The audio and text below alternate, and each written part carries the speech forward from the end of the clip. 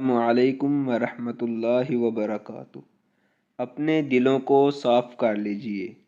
آمد رمضان سے قبل ہی اپنے دل کو حسد، کینہ، خواہشات نفس، عداوت، ناشکری اور نافرمانی سے پاک کر لیجئے، کیونکہ ایسے دل میں تقوی، زہد اور اخلاص پیدا نہیں ہو سکتا۔ اور دل کی صفائی اس لیے بھی ضروری ہے کہ اگر یہ صحیح ہو تو سارا جسم صحیح رہتا ہے، اور اگر یہ خراب ہو جائے تو سارا جسم خراب ہو جاتا ہے۔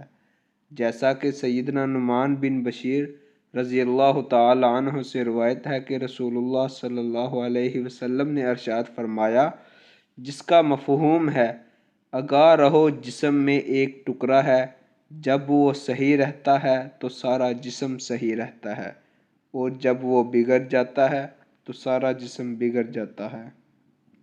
آگاہ رہو کہ وہ دل ہے۔ اللہ تعالیٰ عمل کی توفیق عطا فرمائے۔